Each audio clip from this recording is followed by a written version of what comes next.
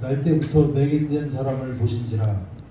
제자들이 물어 이르되 라삐여 이 사람이 맹인으로 난 것이 누구의 죄로 인함이니이까 자기니이까 그의 부모니이까.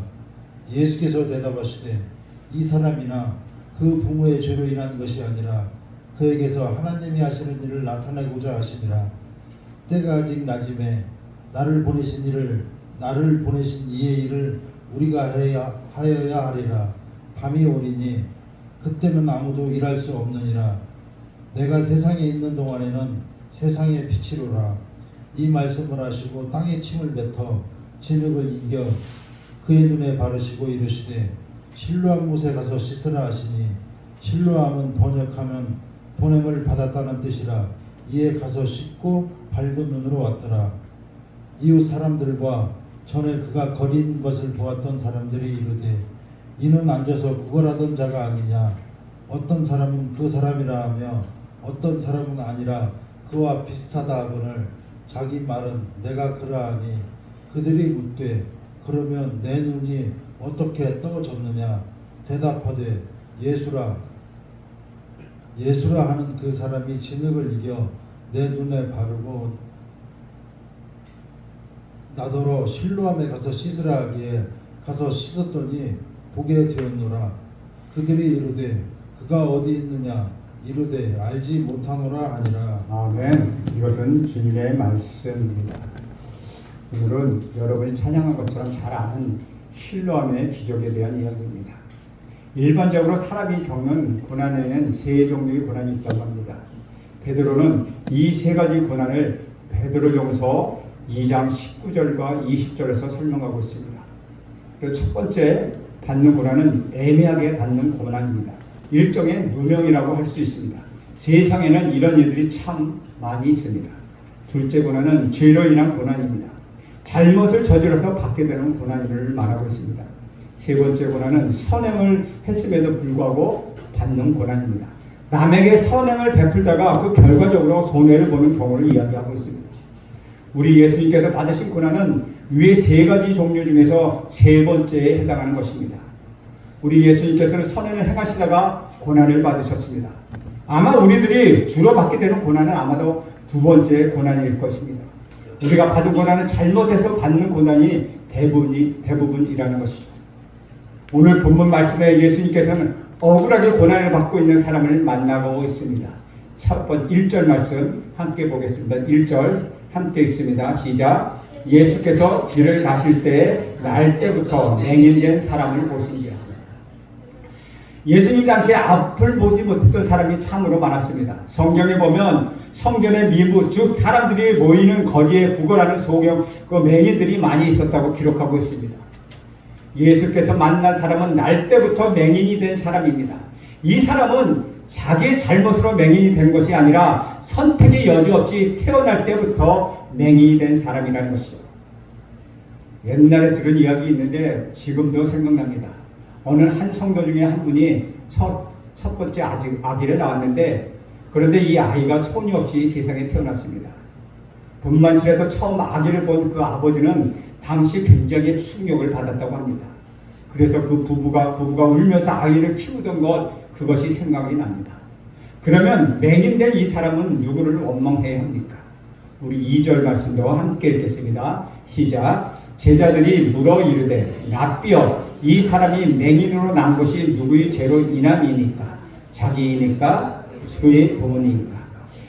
제자들의 질문은 어떤 면에서 보면 존재론적인 아주 깊은 신학적 문제이기도 합니다. 그러나 좀 더 자세히 살펴보면 이것은 아주 현실적인 질문이죠. 우리 삶은 현실적이고 실제적이라는 것입니다. 한편으로는 이 질문은 아주 예리한 측면을 갖고 있기도 합니다.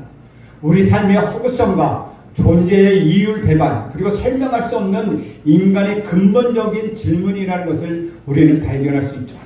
그리고 이 질문에는 두 가지 허구성이 있습니다. 하나는 맹인된 사람이 잘못한 것이 아니라, 질문한 것이 아니라 제자들이 질문했다는 것입니다. 맹인된 사람이 고난을 다가오고 있는 것이지 제자들은 아니라는 것이죠. 맹인은 자신의 운명에 침묵하고 있습니다. 그에게 그런 질문은 하나의 사치일지도 모릅니다. 지금 이 맹인의 관심은 오로지 구걸하는 일에 있다는 것이죠. 반대로 그 맹인을 바라보고 있는 제자들은 말이 참으로 많습니다. 주인공은 말이 없고 아웃사이더들이 말을 많이 하는 법입니다. 그런 예는 마리아가 예수님을 입대했을 때도 볼 수 있습니다. 요셉은 마리아와 잠자리를 갖지 않았습니다. 그런데 마리아가 임신했다고 하니 요셉은 얼마나 고민했겠습니까? 그래서 요셉이 조용히 마리아를 보내려고 했습니다. 그런데 문제는 주변 사람들이 그 일로 말이 많아졌다는 점입니다. 고난의 현장에 있는 사람은 침묵하고 있는데 주변 사람들이 고민하며 말이 많아지는 것을 우리는 볼 수 있다는 것이죠. 그리고 오늘 발견할 또 하나의 허구는 제자들이 잘못된 정보와 잘못된 관행, 잘못된 사고방식으로 질문하고 있다는 것입니다. 그래서 제자들의 질문은 정확한 것이 아니라는 것이죠. 당시 유대인들에게는 잘못된 관행이 두 가지가 있었습니다. 첫 번째는 부모의 죄가 자녀에게 전수된다고 그들은 생각했습니다. 이것은 성경 말씀을 오해해서 생겨난 것입니다. 출애굽기 20장과 34절, 민수기 14장에 보면 아비약이 자손이 3세대까지 이른다라는 말씀이 있습니다.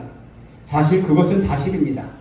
문제는 이 말씀을 극대화해서 아버지가 잘못해서 자식이 병이 들었다는 식으로 결론을 내리고 있다는 것이죠. 이로써 모든 운명을 아버지의 잘못으로 돌리는 모습을 볼 수 있다는 것입니다. 유대인이 범하고 있는 잘못된 관행 두 번째는 모든 병이 죄로 인하여 발병한다고 그들은 생각했습니다. 많은 사람들이 걸린 병은 아주 단순하게 해석합니다. 자신이 죄를 지었거나 혹은 조상이 죄를 지었기 때문에 병이 왔다고 그렇게 간단하게 치부해 버린다는 것이죠. 이렇게 잘못된 관행과 지식이 인생을 불행하게 만드는 것입니다. 계속 이런 생각을 하는 사람은 결국 각종 질병과 죄의식에서는 벗어나지 못하게 된다는 것이죠. 우리 주변에서 실패한 사람, 병든 사람들이 많이 있지만 그것이 모두 죄의 값이라면 그들은 과연 어디로 가야 합니까? 그리고 죄를 범하고도 잘 살아가는 사람들 얼마나 많이 있는지 여러분 아십니까? 시편 73편에 보면 악인은 눈꺼 불이 피등피등하다. 세번역으로 본 것이 좀 정확해서 제가 피등피등하다. 그냥 개역개정에 보면 그 사람이 살이 쪘다라고 이야기하고 있습니다. 악인이 아주 건강하다는 사실은 어떻게 해석해야 할까요? 제자들은 잘못된 사고방식으로 지금 이런 질문을 하고 있다는 것입니다. 우리 예수님께서는 제자들에게 아주 명쾌하게 대답하십니다.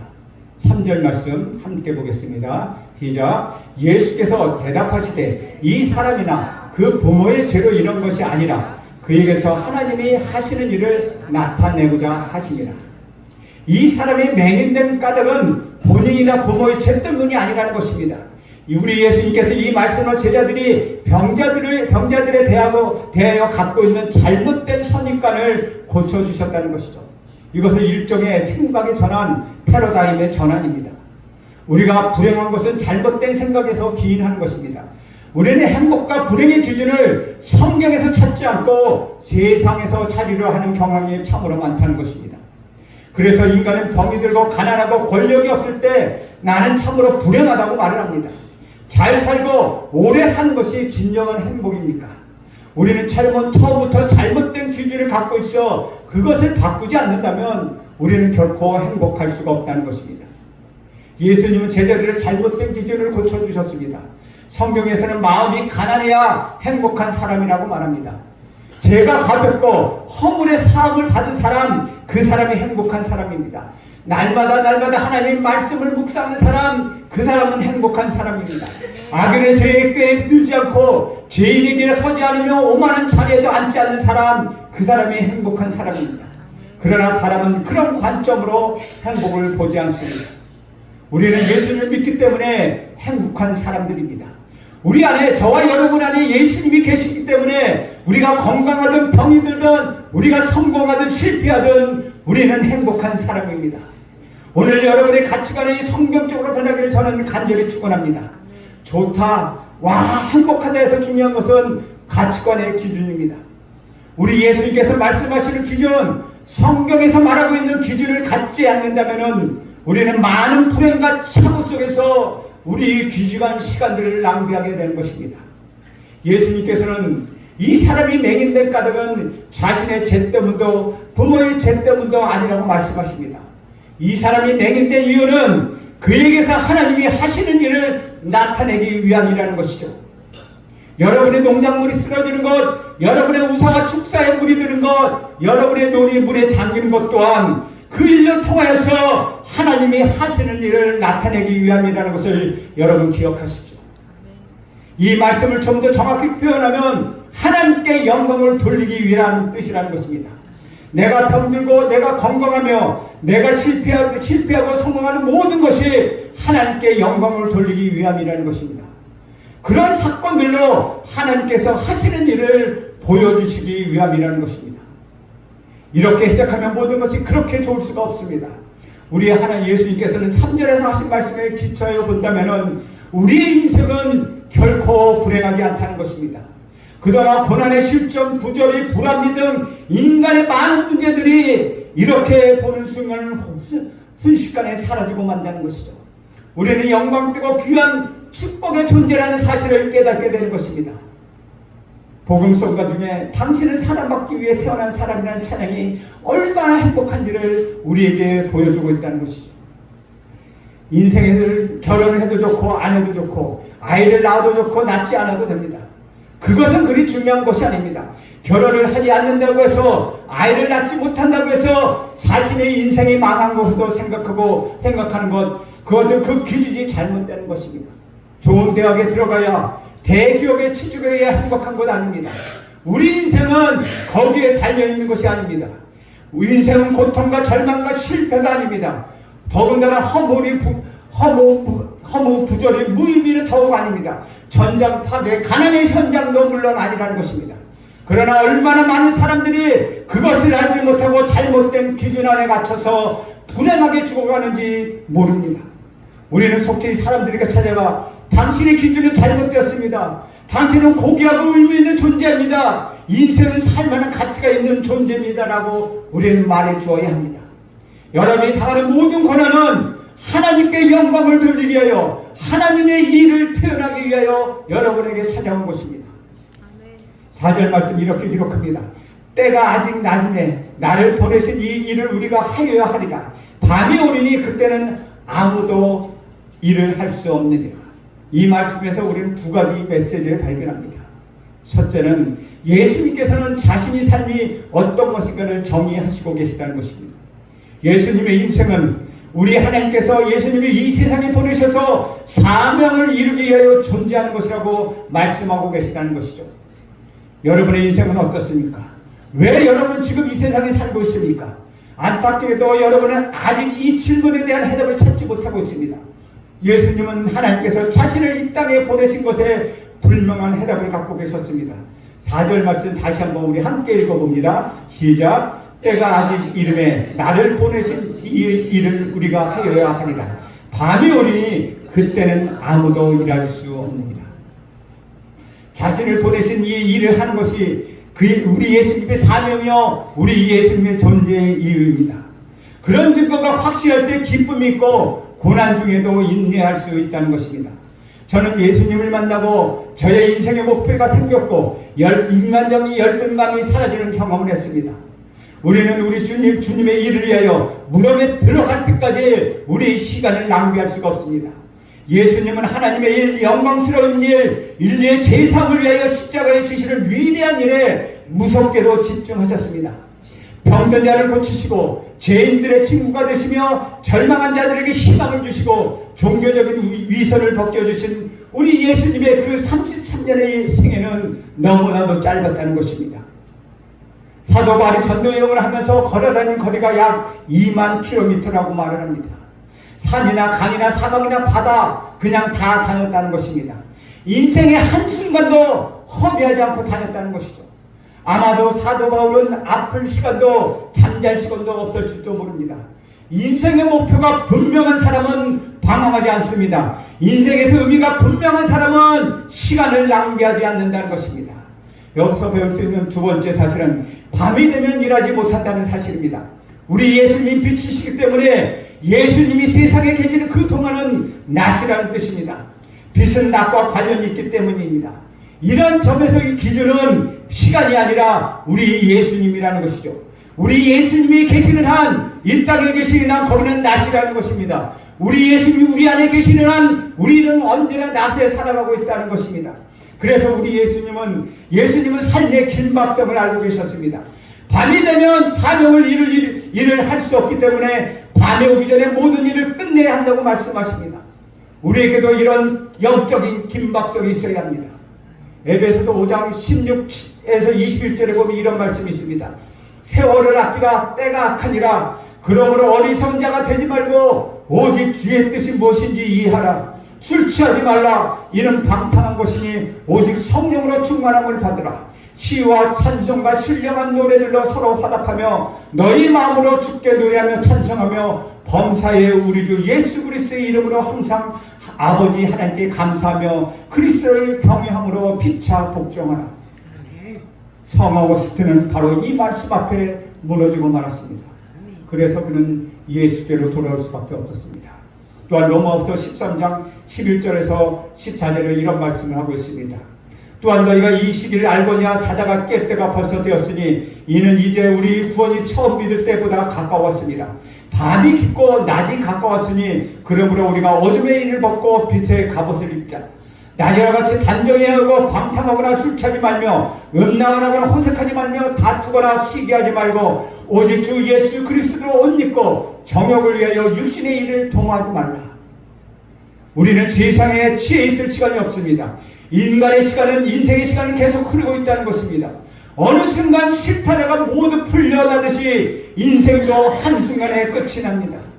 이처럼 우리 예수님께서 4절의 말씀에는 두 가지 말씀하셨습니다.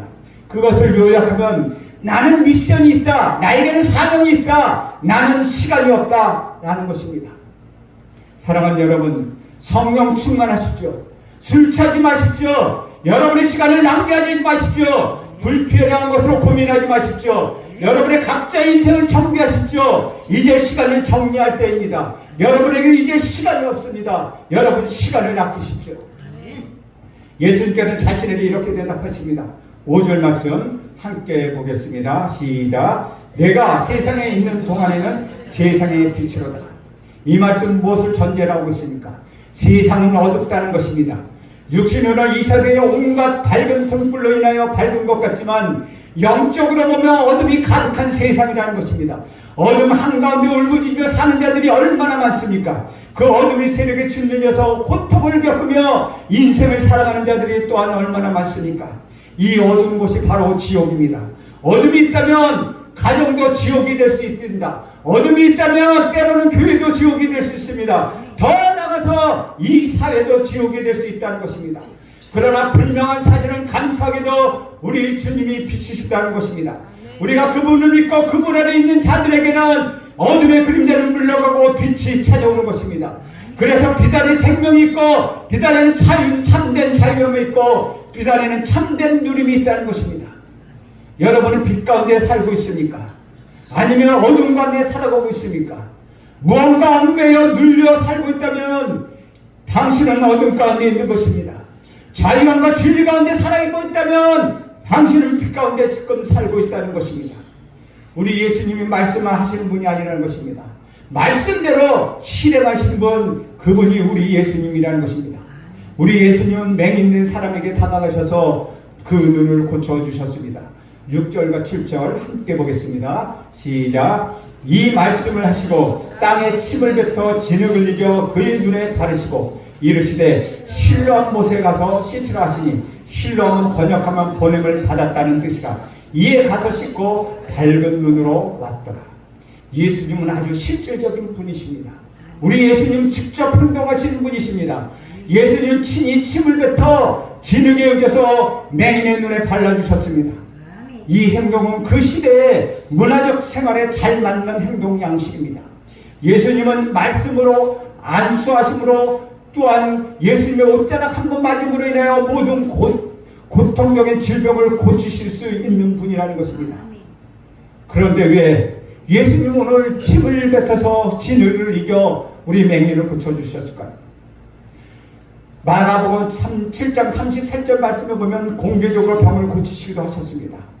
어떤 사람에게는 귀를 막고 손에 침을 뱉고 그 사람이 혀에 대시고 하늘을 위해 탄식하시고 열려라 에바다 라고 말씀하시고 귀가 이미 열어주셨습니다. 이런 것이 예수님의 방법입니다. 중요한 것은 예수님이 이런 방법으로 병을 고쳐주셨다는 것입니다. 실로암에 가서 씻은 맹인은 눈을 뜨게 되었다는 사실입니다.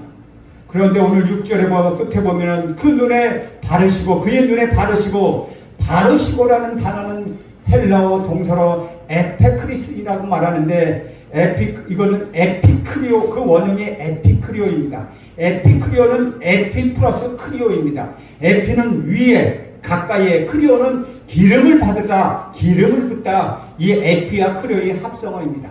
다시 말하면은 진흙을 바른다는 것으로 말씀하지 않고 기름을 발랐다는 의미를 사용하고 있다는 것입니다. 침을 뱉었다는 말은 헬라어는 푸티오라는 말을 사용하고 있으며 이는 히브리어는 아라크인데 이 아라크라는 말은 신명기서, 민수기서 등에서 얼마든지 많이 사용하고 있다는 것이죠. 특별히 신명기 25장 9절에 보면 그의 형제의 이 아내가 장로들 앞에서 그에게 나아가서 그의 발 앞에 신을 벗고 그의 얼굴에 침을 뱉으며 이르기를 그의 형제의 집을 세우기를 즐겨 아니하는 자에게 이같이 할 것이니라. 여기서 이 말씀은 장자 되신 우리 예수 그리스도를 보여주는 율법입니다. 침 뱉음은 수치스럽고 그 상대방을 수치스럽게 하고 모욕을 주는 행위입니다. 즉 율법을 지키지 않으면 수치를 당하겠고 율법을 지키지 않으면 모욕을 따른다는 것을 의미하는 것입니다. 즉 언약의 말씀인 율법과 관계없는 상태가 되는 것을 의미하는 것이죠. 그 얼굴에 침을 뱉는다는 것, 바로 너는 나와 상관없다, 너는 하나님과 상관없는 사람이다 라는 것을 이야기하는 것입니다. 히브리서 3대 고전은 히브리 성서, 즉 구약성서, 모세오경과 미시나와 탈무드입니다. 미시나는 바리새인 랍비들을 중심으로 하여 유대 문화에 구전되어 있는 토라, 즉 모세오경 율법을 기록으로 옮겨놓은 것입니다. 이 미시나가 발전해서 탈무드로 사용하게 됩니다. 이 미시나에 기록되어 있는 데는 안식에는 39가지 금지사항이 있는데 그 중에 10번째로 루시라고 있는데 이것은 반죽하기에 대한 규정을 설명하고 있습니다. 반죽한다는 것은 즉 그것은 이렇게 미시나에는 이렇게 설명하고 있습니다. 가루, 모래, 시멘트, 진흙 등의 액체를 섞어 반죽하는 행위가 금지된다. 그러나 무교봉을 숲에 적시거나 쿠키를 위에 담그는 것은 허용된다. 이들의 음식은 액체와 접촉해도 불구하고 분해되는 것이 아니기 때문이다 라고 기록하고 있습니다.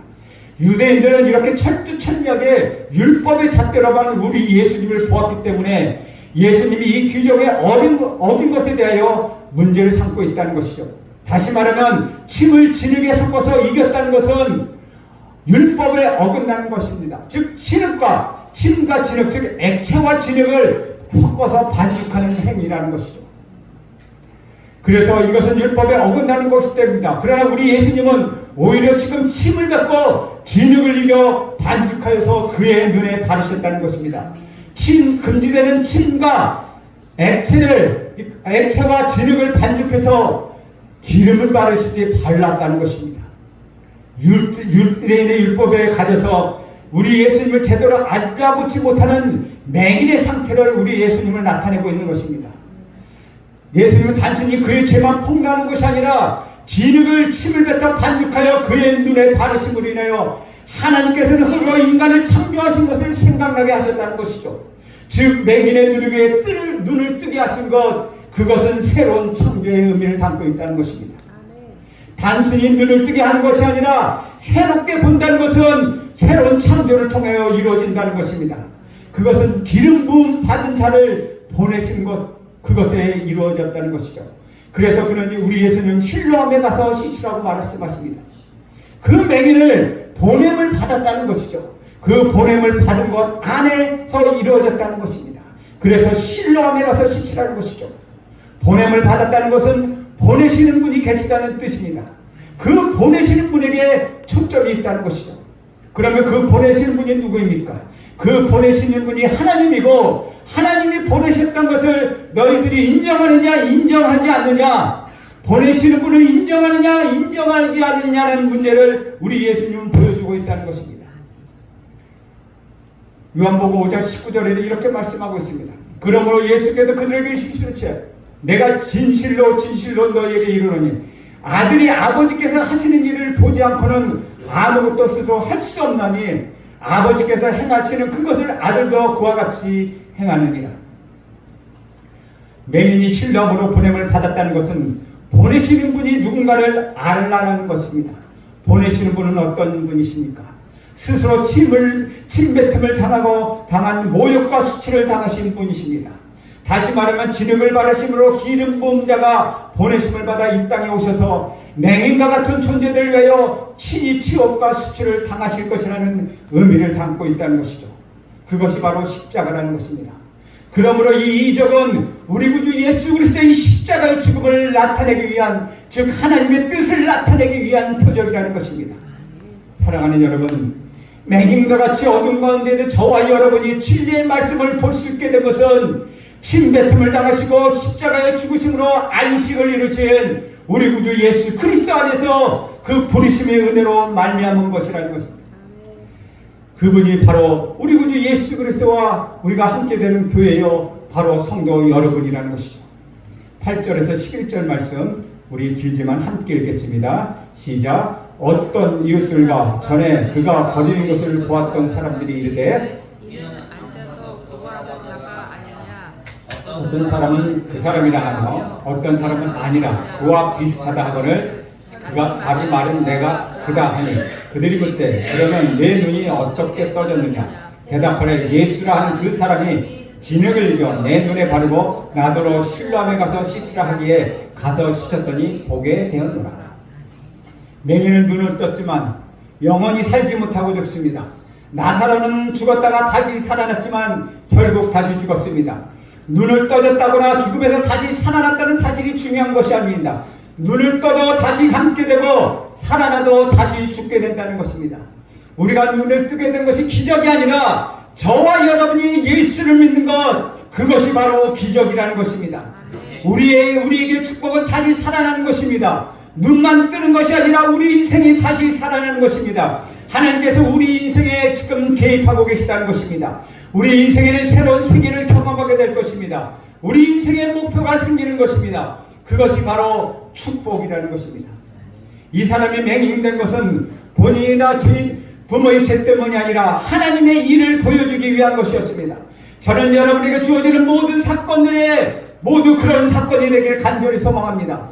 여러분의 인생이 하나님을 증거하고 여러분의 인생이 하나님께 영광을 올려드리는 것, 여러분이 가진 모든 것, 여러분이 경험하는 모든 것, 그리고 여러분의 존재 자체를 하나님을 위해서 사용할 수만 있다면 이보다 더 위대한 것이 이 세상에 어디 있겠습니까? 주 안에서 사랑하는 여러분, 오늘 여러분은 일하고 있는 직장이나 일터가 귀한 것임을 알아야 합니다.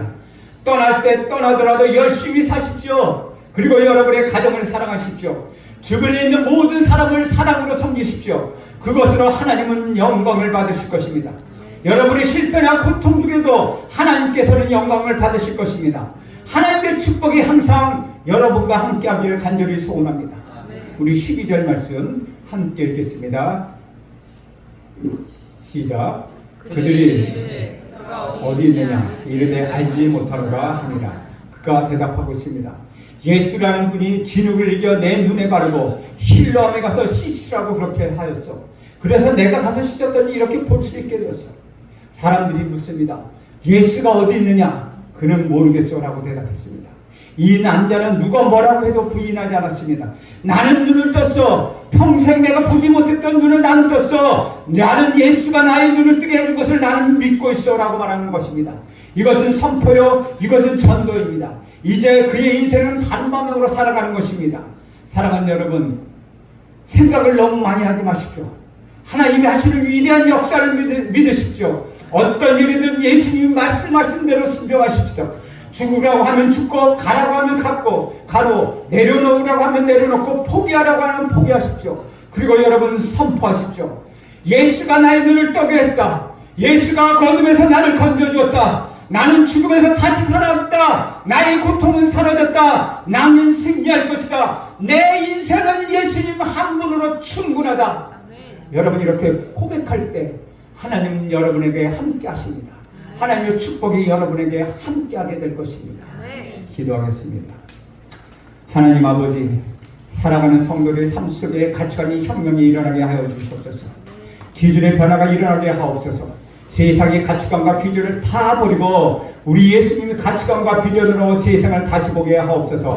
천국을 바라보게 하옵소서. 예수님의 이름으로 기도합니다. 아멘.